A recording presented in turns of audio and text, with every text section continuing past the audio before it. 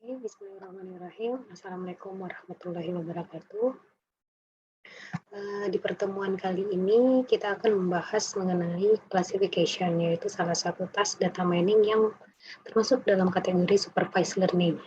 Jadi di pertemuan sebelumnya kita sudah mempelajari konsep mengenai apa itu supervised learning. Nah, classification adalah salah satu implementasi dari supervised learning itu sendiri. Nah, jadi apa yang akan kita pelajari pada pertemuan kali ini ada beberapa poin, yaitu konsep dasar mengenai klasifikasi, kemudian kita akan belajar mengenai 3 metode yang bisa digunakan dalam melakukan klasifikasi, yaitu decision tree induction, kemudian Bayesian classification, dan terakhir yaitu K-nearest neighbor atau yang biasa disebut sebagai KNN. Jadi pada klasifikasi ini, untuk melakukan klasifikasi tersebut, sebenarnya ada banyak metode yang dapat digunakan, tidak hanya 3 metode ini. Namun, di mata kuliah ini kita akan belajar 3 diantaranya, yaitu decision tree, Bayesian, dan KNN. Nanti metode lainnya teman-teman bisa eksplorasi sendiri. Nah, jadi sebenarnya klasifikasi itu ngapain? Nah, ini yang teman-teman lihat adalah simulasi gambaran sebenarnya klasifikasi itu tugasnya ngapain sih. Nah, jadi misalkan di sini ada 3 buah stroberi ya. Nah, dari 3 stroberi ini akan ditentukan apakah stroberi tersebut merupakan stroberi yang berukuran small, medium, atau large. Nah, jadi intinya klasifikasi yaitu bagaimana kita bisa melabelkan suatu case atau suatu record pada kelas tertentu atau kategori tertentu. Nah, ini beberapa contoh bagaimana case klasifikasi itu dilakukan. Nah, misalkan contoh pertama yaitu suatu bank tertentu membutuhkan analisis terhadap data yang mereka miliki untuk mempelajari apakah ketika ada pengajuan pinjaman yang diajukan oleh seorang pengguna itu aman atau berisiko untuk diberikan oleh si bank itu. Nah, jadi misalkan kita mempunyai suatu karakteristik dari peminjam tersebut, entah itu dari sisi pendapatan, kemudian dari sisi pendidikan, kepemilikan rumah, atau variabel-variabel lain. Nah, berdasarkan variabel itu kita akan menentukan apakah record dengan karakteristik tersebut itu diklasifikasikan sebagai safe atau risky dalam pemberian pinjaman. Nah, jadi di case ini kita mempunyai 2 klasifikasi atau 2 kelas, yaitu safe dan risky. Kemudian contoh lainnya yaitu ketika seorang manajer marketing ingin melakukan analisis untuk memprediksi apakah seorang customer dengan profil yang ada itu akan membeli sebuah komputer atau tidak. Nah, jadi kita akan mengkategorikan profil customer yang ada ini itu apakah akan terklasifikasikan sebagai customer yang akan membeli komputer atau tidak. Nah, jadi untuk case ini juga terdapat 2 klasifikasi atau 2 kelas, yaitu buy or not. Kemudian case lainnya yaitu penelitian di bidang medis. Nah, jadi kita ingin meneliti mengenai kanker payudara misalkan untuk memprediksi treatment mana yang harus diberikan kepada pasien. Nah, jadi kita mempunyai beberapa kelas terkait treatment tersebut, apakah treatment A, kemudian treatment B, atau treatment C.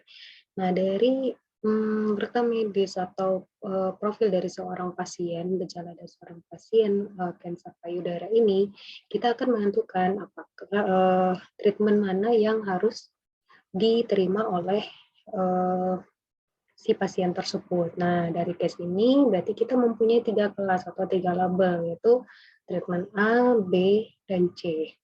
Nah, jadi ini beberapa contoh mengenai case klasifikasi. Nah, sebenarnya apa sih yang dilakukan pada tahap klasifikasi ini. Nah, seperti halnya supervised learning yang saya jelaskan sebelumnya, yaitu ada tahap atau proses di mana dilakukan pembelajaran terhadap data latih. Nah, atau di sini disebut sebagai learning step. Jadi, learning step di sini ada di mana suatu model klasifikasi akan dibangun menggunakan suatu algoritma tertentu. Nah, dan kita mempunyai sekelompok training set atau data training atau data latih yang dimana data set tersebut akan kita gunakan untuk model construction tadi. Hasilnya dari learning step ini adalah suatu model. Nah, modelnya bisa direpresentasikan sebagai suatu aturan klasifikasi, bisa berupa decision tree atau pohon keputusan, atau bisa jadi modelnya tersebut merupakan bentuk suatu formula matematika. Nah, kemudian step selanjutnya yaitu classification step. Jadi model yang sudah kita bangun pada tahap learning tadi itu akan digunakan untuk memprediksi label dari data yang diberikan. Nah, di sini pada tahap ini kita menggunakan apa yang disebut sebagai testing data untuk memperkirakan akurasi dari model atau rule klasifikasi yang sudah dibangun di learning step. Nah, ketika akurasinya dapat diterima, maka rule tersebut akan diaplikasikan kepada data-data baru yang akan kita klasifikasikan nanti. Nah, yang perlu digarisbawahi bahwa testing data ini harus independen atau harus terpisah dari training set. Jika kita menghindari suatu state yang disebut sebagai overfitting. Nanti saya akan jelaskan overfitting itu seperti apa. Nah, ini bagaimana learning step itu dilakukan. Nah, jadi teman-teman bisa lihat di sini ada tabel data, yaitu ada 3 atribut dependennya, yaitu name, kemudian rank, dan years, dan tenure ini sebagai satu dependent variable atau yang merupakan kelas atau label. Nah, jadi data inilah yang akan digunakan sebagai training data. Pada training data akan diaplikasikan suatu classification algorithm dan outputnya adalah suatu classifier atau model klasifikasi. Nah, ini salah satu contoh bagaimana wujud representasi dari classifier yang dihasilkan. Nah, ini ada rule berupa rule klasifikasi ya. If rank sama dengan profesor, or years lebih besar dari 6, maka tandanya yes. Nah, ini adalah contoh bagaimana representasi dari model klasifikasi yang dihasilkan berupa aturan atau rule klasifikasi. Nah, di sisi lain kita juga mempunyai data yang disebut sebagai testing data. Jadi classifier yang sudah kita bentuk di learning step tadi akan diuji cobakan pada testing data untuk didapatkan suatu ukuran akurasi menggunakan ukuran-ukuran yang sudah saya jelaskan di video sebelumnya. Nah, classifier ini ketika berdasarkan evaluasi model dan ukuran-ukuran akurasi tadi bisa diterima, maka classifier ini akan kita gunakan untuk mengklasifikasikan atau memprediksi data-data baru di luar dari training dan testing. Nah, jadi di sini diberikan contoh, misalkan terdapat data baru dengan name-nya sama dengan Jeff, kemudian profesor rankingnya adalah profesor dan years-nya itu 4, maka classifier tadi akan digunakan untuk memprediksi tenure dari record data ini adalah apa. Di sini dicontohkan dari classifier-nya itu akan menghasilkan tenure sama dengan yes. Nah, tadi itu gambaran bagaimana task klasifikasi itu. Nah, sekarang kita akan coba bahas satu persatu mengenai pendekatan atau metode yang biasa digunakan pada task klasifikasi. Nah, salah satunya yaitu dengan mendevelop decision tree. Nah, ini kalau teman-teman bisa lihat bagaimana decision tree itu. Nah, Ini gambar ini adalah gambar yang menunjukkan wujud dari decision tree-nya. Jadi seperti pohon ya, karena namanya pohon keputusan, maka komponen-komponen di dalamnya itu menyerupai komponen-komponen sebuah pohon. Jadi sebenarnya decision tree ini adalah semacam flowchart ya. Kalau teman-teman familiar dengan flowchart, jadi sebuah tahapan atau flowchart yang membentuk struktur pohon. Nah, jadi di sini ada node-node yang bisa teman lihat atau titik-titik, kemudian ada edge-nya atau garis yang menghubungkan antar node-node pada pohon tersebut. Nah, jadi yang paling atas atau di sini contohnya adalah edge. Node yang paling atas itu disebut sebagai root node atau node akar. Nah, kemudian kita lihat di sini ada percabangan. Nah, kalau di suatu struktur suatu pohon itu biasa disebut sebagai branch, cabang. Nah, jadi setiap percabangan dari node tadi itu adalah merupakan suatu outcome dari tes yang akan tes pada datanya. Jadi di sini contohnya ketika node-nya itu adalah edge. Nah, percabangan ini itu adalah merepresentasikan nilai dari edge tersebut. Apakah edge pada suatu record itu akan berukur bernilai kurang dari sama dengan 30, atau edge yang dari suatu record bernilai 31 sampai 40 atau lebih dari 40. Nah, jadi percabangan-percabangan ini menunjukkan outcome dari tes data yang akan dicari decision-nya. Nah, kemudian kita lihat node yang paling bawah. Nah, node yang paling bawah ini disebut sebagai leaf atau daun.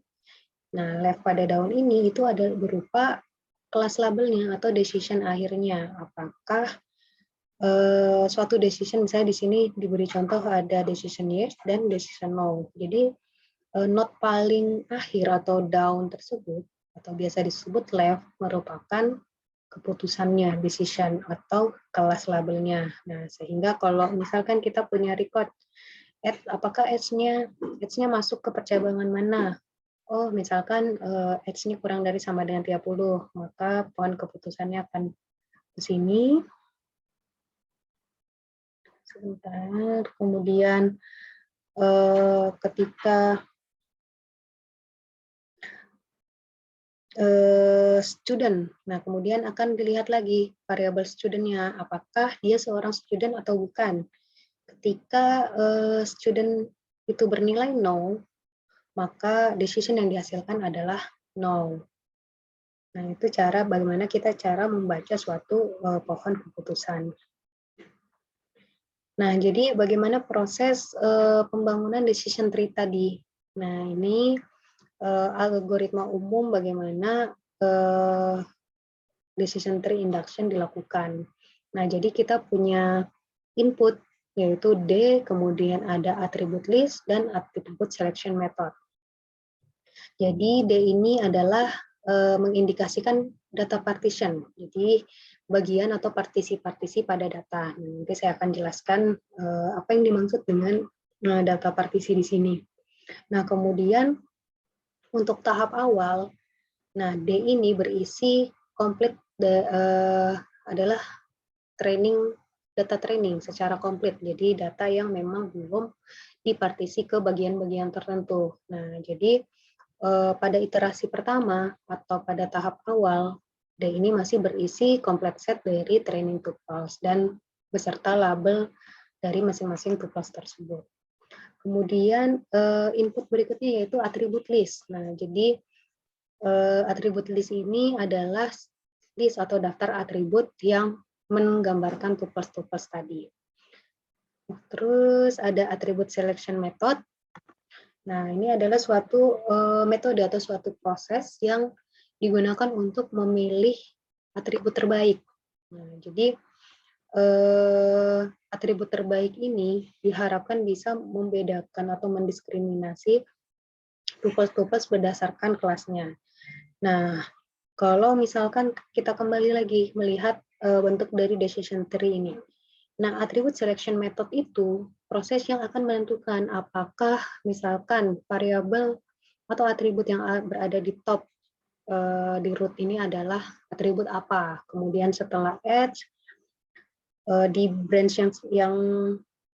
yang berikut itu akan ada variabel apa lagi untuk dilakukan pengambilan keputusan. Nah, jadi atribut selection method itu adalah suatu metode yang kita gunakan untuk memilih atribut terbaik sehingga sedemikian rupa atribut data bisa dipartisi dan dapat dibedakan berdasarkan kelasnya. Nah, dari input yang tadi, proses yang dilakukan adalah yang pertama, tree itu selalu dimulai dengan single node yang merupakan suatu root.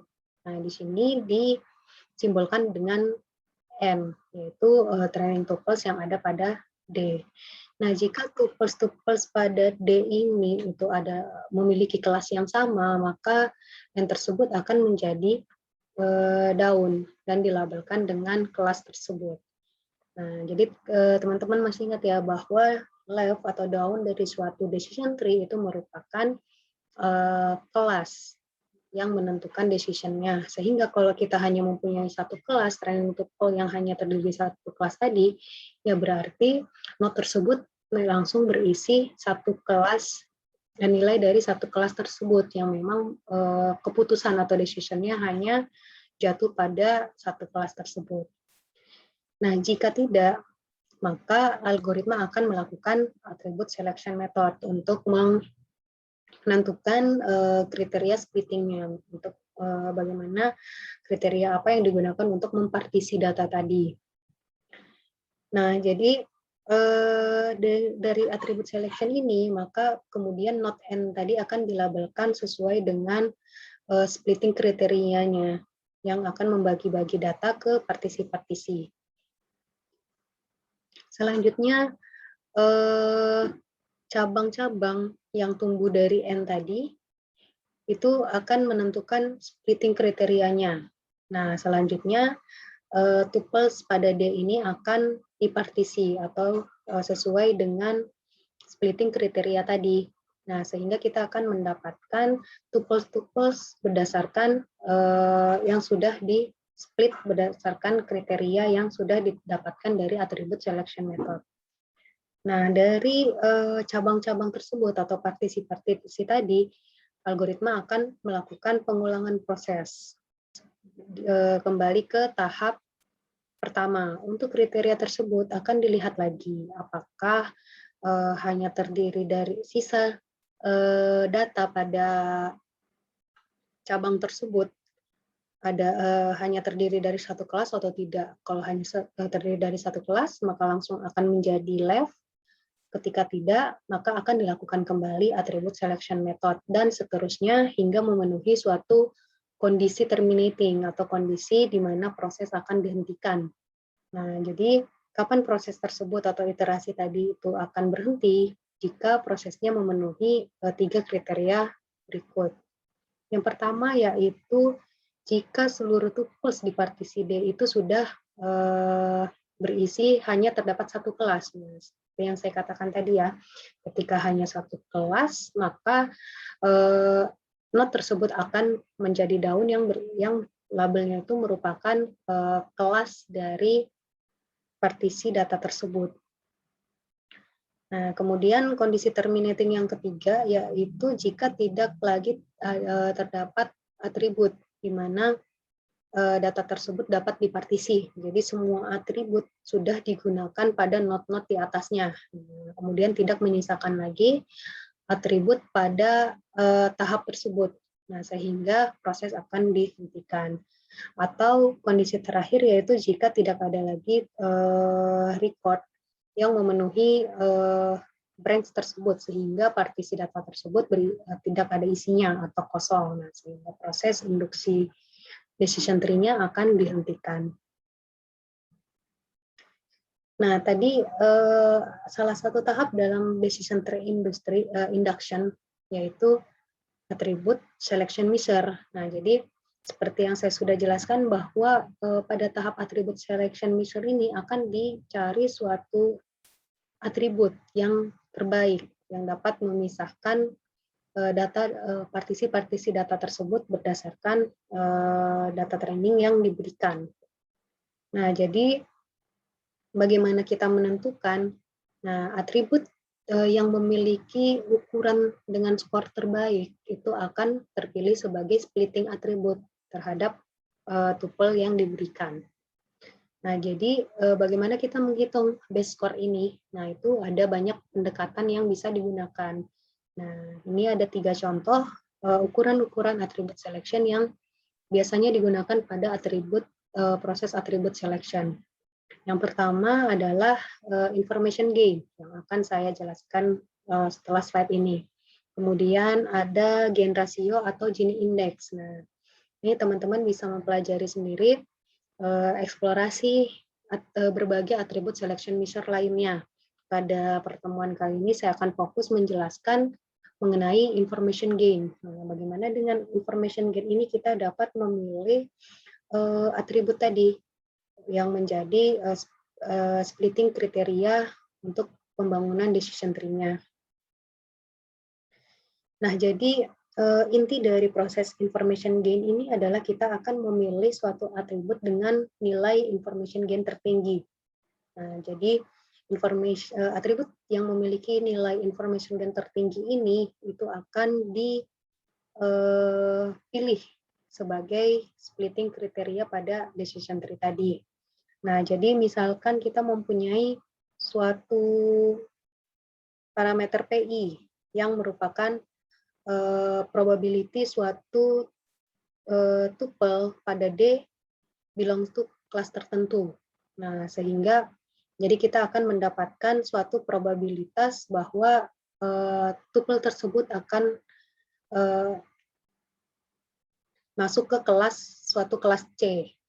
Nah, jadi dari sini kita akan menghitung apa yang disebut sebagai entropi atau expected information yang dibutuhkan untuk mengklasifikasikan sebuah tuple pada D. Nah, ini formulanya. Jadi kita mendapatkan info dari D, yaitu expected information yang dibutuhkan untuk mengklasifikasikan sebuah tuple pada dataset D. Kemudian selanjutnya kita akan menghitung informasi atau information yang dibutuhkan setelah kita menggunakan suatu atribut A ini untuk melakukan split dataset D ke dalam beberapa partisi. Nah, jadi rumusnya seperti ini. Nah, dari expected information tadi dan information yang sudah kita hitung, itu kita akan peroleh suatu indikator yang disebut sebagai information gain. Nah, jadi rumusnya itu adalah untuk suatu atribut A. Nah, info D atau expected information-nya dikurangi dengan information needed untuk suatu atribut tersebut. Nah, jadi ini contoh ya, contoh bagaimana information gain itu dihitung. Jadi teman-teman bisa lihat di sini ada data.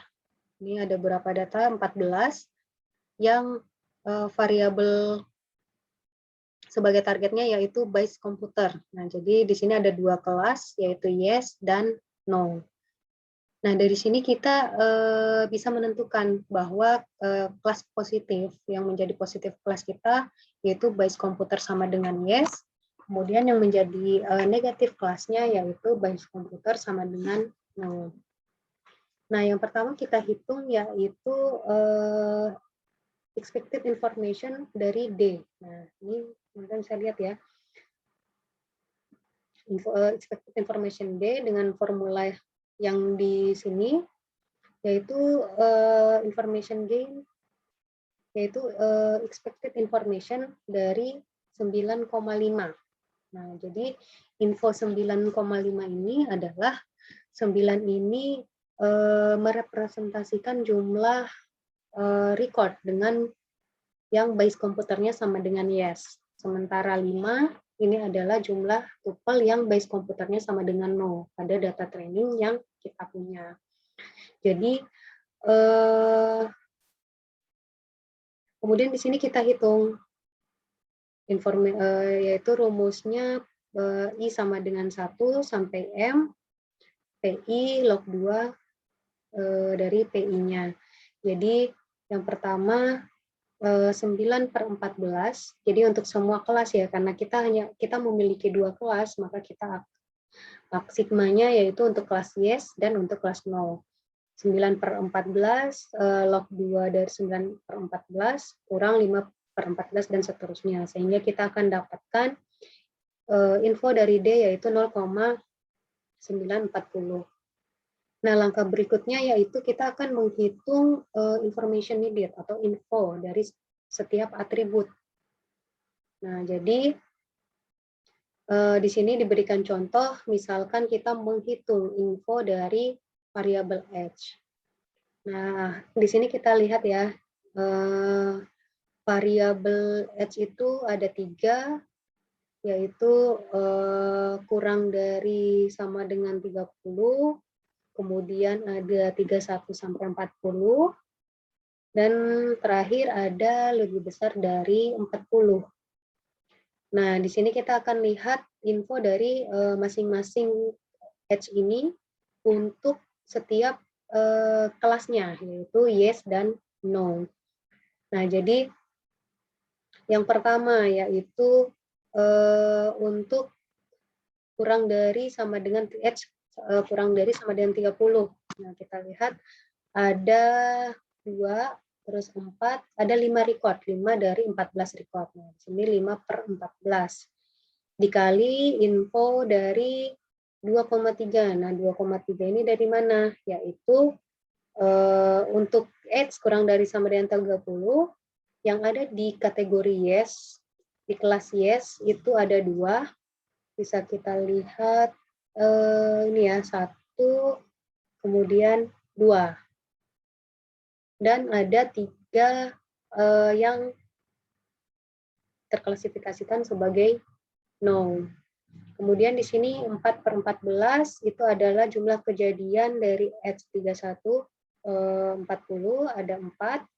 Kemudian info 4,0 ini adalah 4 untuk H31 sampai 40 yang masuk ke kelas yes, dan 0 untuk kelas no, dan seterusnya. Sehingga kita akan peroleh info dari H, yaitu 0,694. Nah, kemudian dari info dari variabel H tadi yang sudah kita peroleh, maka kita bisa dapatkan information gain dari H, yaitu info D dikurang info H dari D-nya, yaitu 0,246. Nah, hal yang sama kita lakukan juga ke semua variabel, sehingga kita akan dapatkan di sini information gain dari H itu berapa, income-nya berapa, hingga information gain dari credit rating. Nah, teman-teman bisa lihat di sini information gain dari masing-masing atribut. Dan H ini adalah atribut yang memiliki information gain tertinggi dibandingkan dengan atribut lainnya. Sehingga pada iterasi pertama ini, H akan digunakan sebagai splitting kriteria dalam decision tree-nya. Nah, karena H tadi, nah ini mohon maaf ya, contoh branch-nya itu tidak sesuai dengan simulasi perhitungan yang sebelumnya.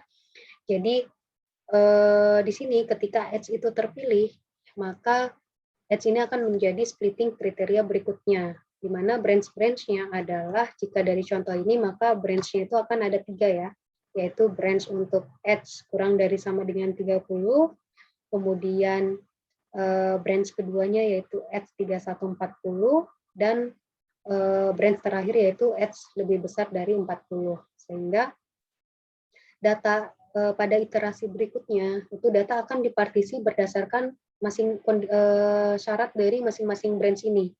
Misalkan di sini H sama dengan U, atau kalau kita pakai interval yang tadi, H kurang dari sama dengan 30. Nah, maka kita akan mendapatkan partisi data yang H-nya itu adalah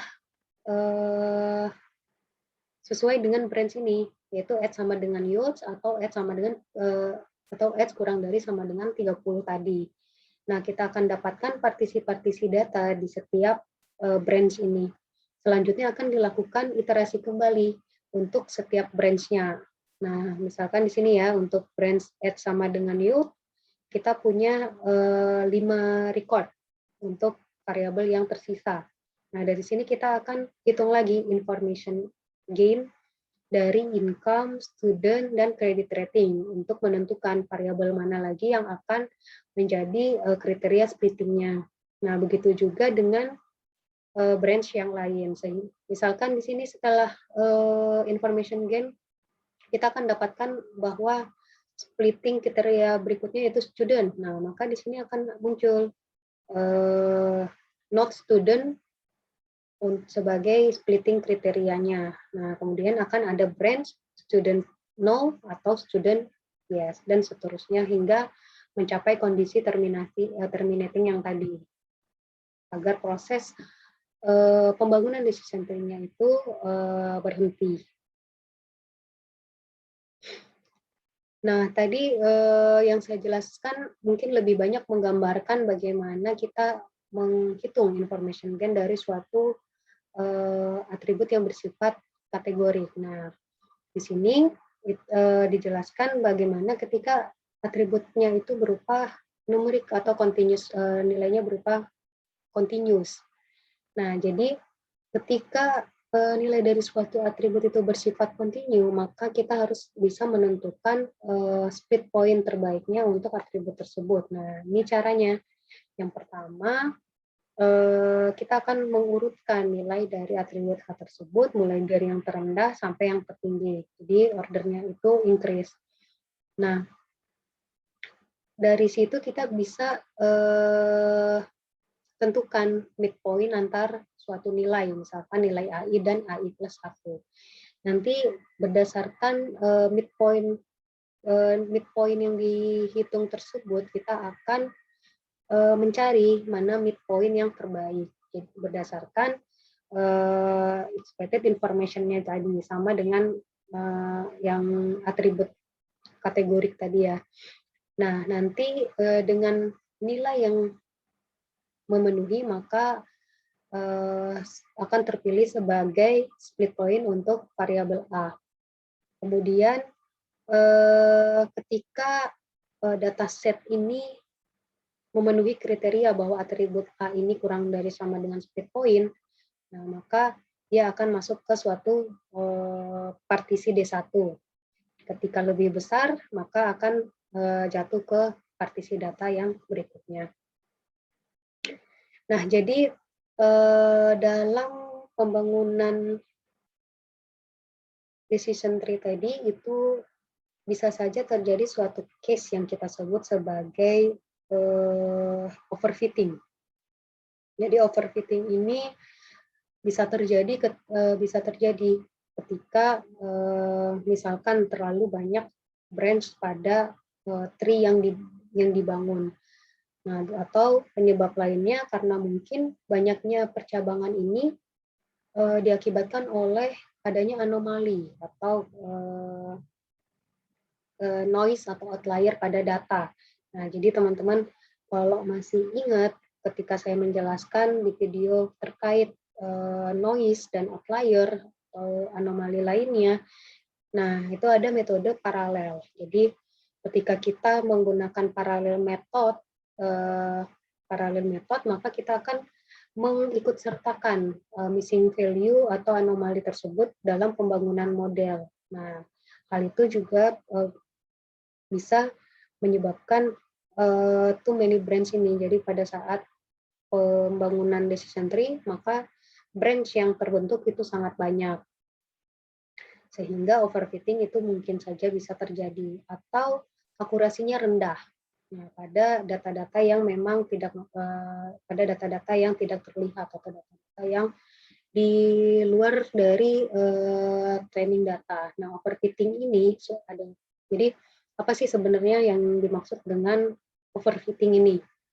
Nah, jadi overfitting ini terjadi ketika model yang dihasilkan oleh suatu algoritma itu terlalu mengikuti pola data trainingnya. Jadi dia kehilangan sifat generalisasi. Nah, sehingga ketika diimplementasikan pada training data itu sendiri, kita mungkin bisa mencapai 100% akurasi, tapi ketika model tersebut diimplementasikan ke data testing lainnya, itu akurasinya bisa turun drastis dibanding dengan training data tadi. Nah, ini mengindikasikan terjadi overfitting, bahwa model yang kita bangun itu hanya fit pada training datanya saja, tapi ketika ada data lain, misalkan testing data, akurasinya akan turun drastis. Nah, bagaimana kita menghindari terjadinya overfitting ini dalam pembangunan decision tree? Nah, itu teknik yang digunakan yaitu tree pruning. Jadi, ada dua pendekatan dalam tree pruning, yaitu yang pertama pre, dan yang kedua yaitu post. Nah, jadi dari namanya udah kelihatan perbedaannya ya, ketika kita menerapkan pre-pruning, itu yang dilakukan adalah menghentikan pembangunan tree-nya dari awal proses, sehingga proses tersebut tidak akan melanjutkan untuk melakukan split atau mempartisi data tadi. Jadi ketika suatu goodness measure-nya sudah jatuh pada threshold tertentu, nah, maka proses splitting-nya akan dihentikan. Nah, jadi langsung membentuk suatu left ketika memang tidak memenuhi threshold yang ditentukan. Nah, kesulitannya adalah menentukan si threshold itu sendiri, karena ketika threshold-nya terlalu kecil, nah berarti bisa saja pembentukan branch-nya itu malah makin kompleks atau makin banyak. Atau ketika threshold-nya terlalu tinggi, nah maka berarti kan kemungkinan proses itu di-stop lebih besar. Nah, sehingga justru hasilnya itu akan memberikan decision tree yang bahkan terlalu sederhana. Nah, itu justru kesulitan ketika kita menerapkan pre-pruning ini. Kemudian pendekatan yang lain yaitu post-pruning. Nah, di mana kita akan meremove branch-nya itu dari tree yang memang sudah selesai, pembangunan tree-nya ketika sudah selesai. Jadi kita sudah mendapatkan decision tree secara utuh. Nah, dari decision tree inilah kita akan melakukan pemangkasan. Nah, jadi untuk menentukan pemangkasan ini, nah jadi bisa dilakukan suatu iterasi misalkan. Jadi akan diuji cobakan dengan melakukan remove suatu kombinasi subtree. Nah, jadi misalkan ketika subtree A itu akan yang di-remove dari tree tersebut. Nah, bagaimana hasil dari akurasinya? Apakah akurasinya itu lebih baik jika dibandingkan dengan subtree lain yang memang akan dihilangkan? Nah, jadi ini dilakukan perbandingan kondisi subtree yang memang menghasilkan akurasi tertinggi, maka kondisi pruning tersebutlah yang akan terpilih. Jadi di post pruning ini ada suatu proses hitung-hitungan cost ya, cost dari sisi akurasinya salah satunya. Nah, jadi ini contohnya nih. Ini contoh kebetulan post pruning ya. Bagaimana di yang sebelah kiri ini adalah suatu decision tree yang sudah selesai dibangun. Satu decision tree utuh. Kemudian di sebelah kanan ini adalah decision tree yang subtree A3 ke bawah itu dilakukan pemangkasan. Nah, sehingga tinggal satu node yang tersisa nih, yaitu kelas B.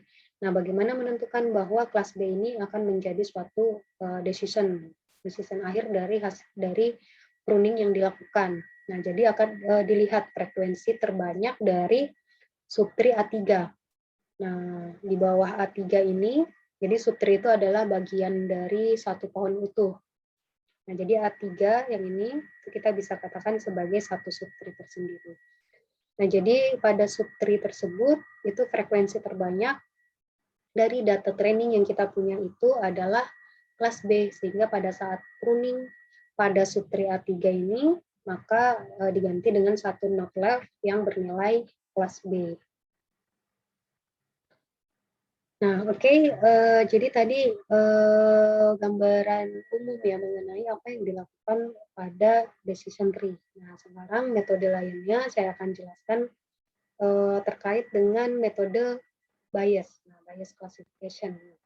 Untuk bias sendiri, saya yakin teman-teman di sini sudah sering mendengar dan sudah mempelajari terkait dengan teorema bias itu sendiri. Nah, jadi kalau nggak salah ada di materi peluang ya. Nah, itu ada yang disebut sebagai teorema bias. Nah, teorema tersebut juga kita dimanfaatkan untuk melakukan suatu klasifikasi yang disebut sebagai Bayesian classification. Nah, jadi sebenarnya apa sih yang dilakukan pada Bayesian classification ini? Nah, jadi kita akan memprediksi membership kelasnya, keanggotaan suatu record terhadap suatu kelas. Nah, jadi bagaimana ketika ada kelas, nah seberapa sih probabilitasnya si record ini belong ke kelas tertentu. Nah, jadi ketika probability-nya semakin besar, nah maka kita bisa menduga bahwa si record tersebut merupakan terklasifikasinya ke kelas A tersebut, ke suatu kelas A. Nah, misalkan kita punya X yang merupakan data tuple, kemudian ada H yang merupakan hipotesis, di mana hipotesis tersebut yaitu data tuple X belong to suatu kelas tertentu yang yaitu kelas C. Nah, jadi untuk problem klasifikasi ini sendiri, kita ingin menentukan probability H given X, yaitu probability bahwa hipotesis tersebut ya benar memang memiliki evidence atau bahwa si tuple X ini yaitu belong to kelas C. Nah, jadi di situ yang akan kita tentukan. Nah, jadi untuk menentukan peluang tadi, nah itu kita hitung. Jadi yang ingin kita cari kan sebenarnya adalah peluang atau probability H given X tadi. Nah, yaitu dengan P X given H dikalikan peluang probability dari H diper probability dari X-nya.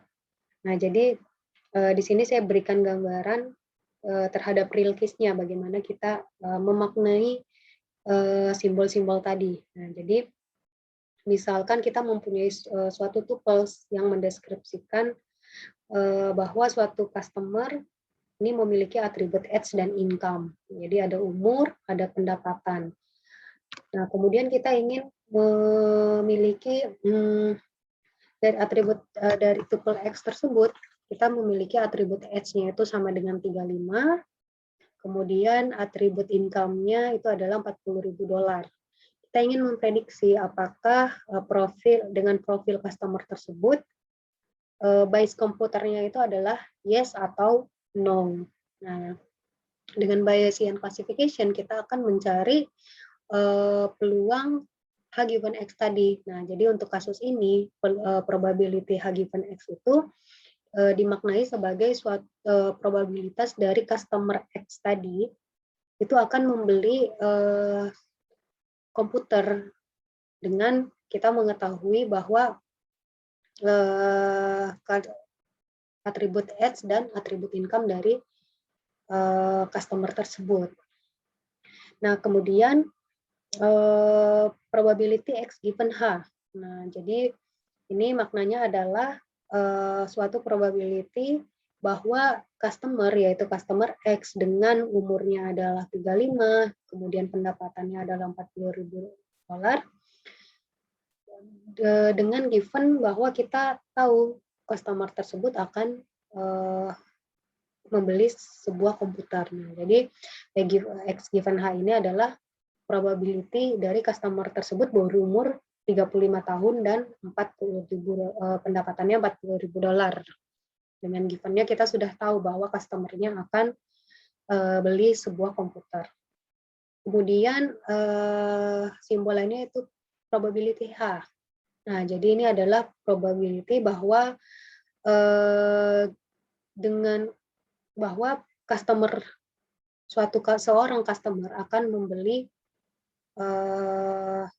sebuah komputer tanpa memandang atribut-atributnya seperti age dan income atau informasi lainnya.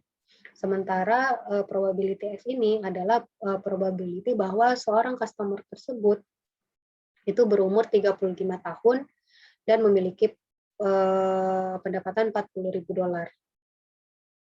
Nah, jadi kita mempunyai D sebagai sekelompok tuples yang kita jadikan untuk training set. Nah, karena training set berarti dia sudah berasosiasi pada kelas-kelas atau label-label tertentu. Nah, jadi pada dataset D kita mempunyai suatu atribut, sejumlah atribut yang kita bisa bentuk sebuah vektor X, di mana X1 sampai Xn ini itu berisi N atribut pada datanya. Kemudian kelas labelnya. Nah, kelas labelnya itu bisa bersejumlah M. Di sini kita representasikan sebagai C. Jadi C1 sampai CM ini adalah kelas yang ada pada dataset kita. Nah, klasifikasi ini itu kita akan mendefine maksimal probability dari setiap kelas given dari data yang diberikan. Nah, jadi ketika untuk mendapatkan itu kita menggunakan teorema bias tadi yang saya sudah jelaskan. Nah, jadi peluang dari kelas I given X. Nah, karena peluang X ini adalah konstan untuk semua kelas, nah maka pada tas klasifikasi ini kita akan memaksimalkan peluang X given CI dikalikan peluang CI-nya. Karena peluang X ini akan konstan untuk ketika kita menghitung peluang dari setiap kelas CI sampai CM. Sehingga di sini kita abaikan. Yang kita maksimalkan adalah peluang X given CI-nya dikali peluang CI. Nah, jadi karena kita menggunakan asumsi bahwa setiap atribut itu adalah kondisional independen atau tidak, atau dari atribut-atribut yang kita gunakan, nah sehingga peluang X given CI-nya ini merupakan p-product dari peluang setiap variabel given CI-nya. Nah, nanti kita lihat bagaimana contoh perhitungannya. Kemudian jika variabel tersebut merupakan kategorik, maka peluang X-cut given CI ini merupakan jumlah tupel pada CI yang mempunyai nilai XK untuk setiap atribut K, dibagi dengan jumlah tupel pada jumlah tupel yang masuk atau terklasifikasikan pada CI di data training kita. Nah, jika atribut tersebut merupakan atribut kontinu, nah maka kita akan menggunakan perhitungan Gaussian distribusi seperti ini, sehingga kita bisa dapatkan peluangnya. Nah, ini contohnya bagaimana Bayesian classification itu dilakukan. Nah, jadi dari dataset ini kita mempunyai dua klasifikasi, yaitu yes dan no.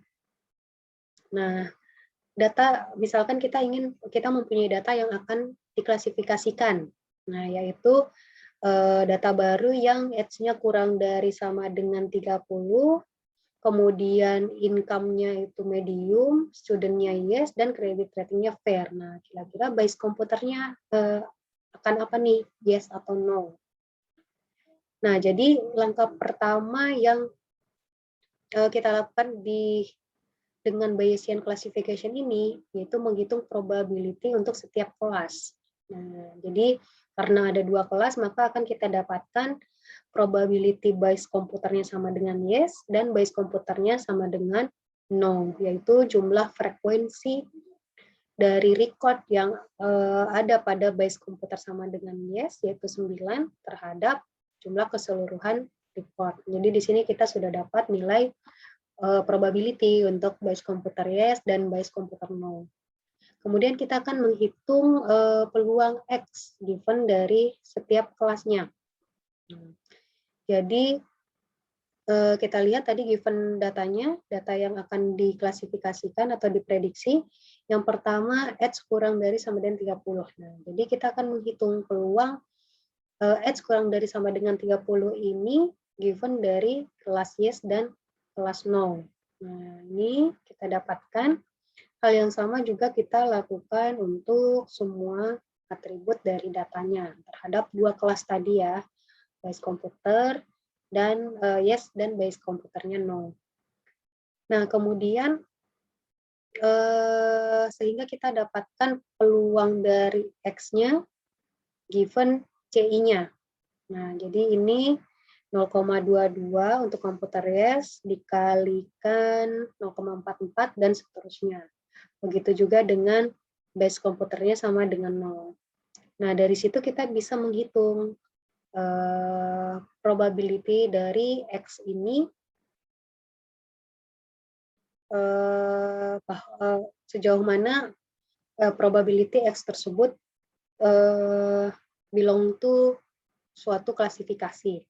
Nah, jadi PX given CI dikali PCI, nah ini kita dapatkan peluang X-nya untuk komputer yes itu 0,028, kemudian peluang untuk komputer no-nya itu 0,007.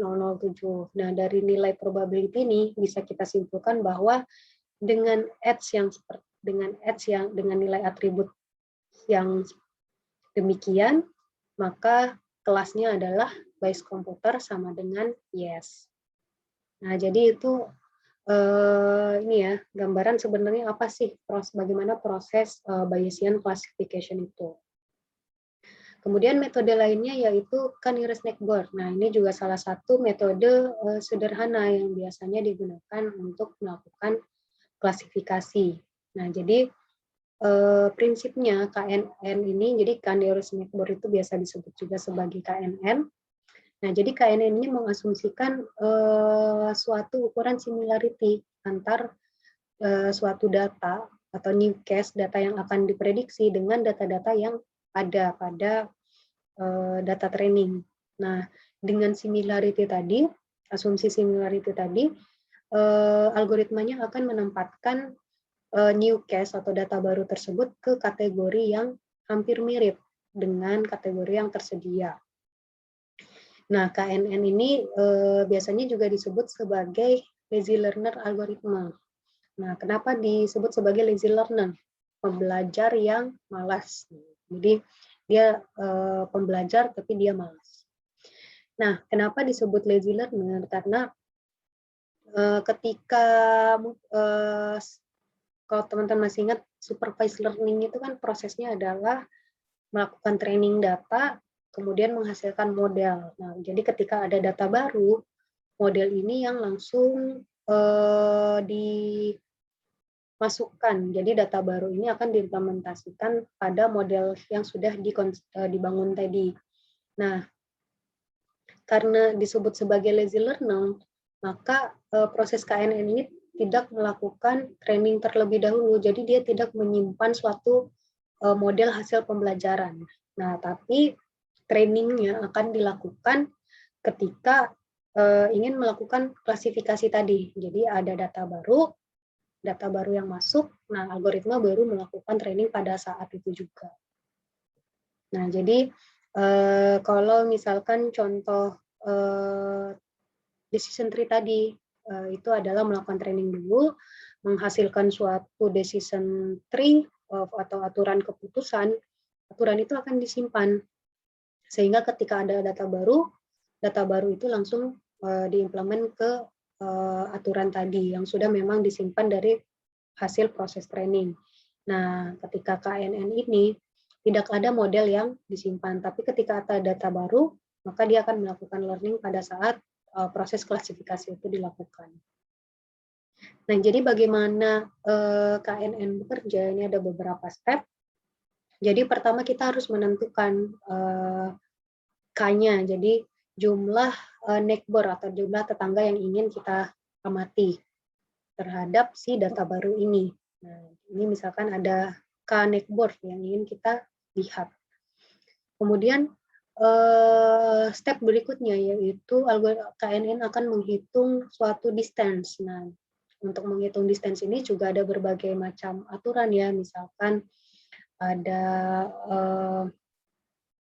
Jaro-Winkler, kemudian ada dan Levenshtein dan lain-lain. Nah, jadi di sini kita gunakan suatu ukuran jarak tertentu yang nanti mungkin akan saya bahas detail ketika kita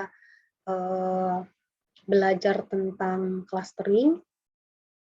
Nah, jadi di sini akan dihitung jarak si data baru tadi terhadap semua titik yang ada pada data, kemudian akan di-sorting atau diurutkan berdasarkan distance tersebut, mulai dari yang distance-nya kecil sampai yang besar.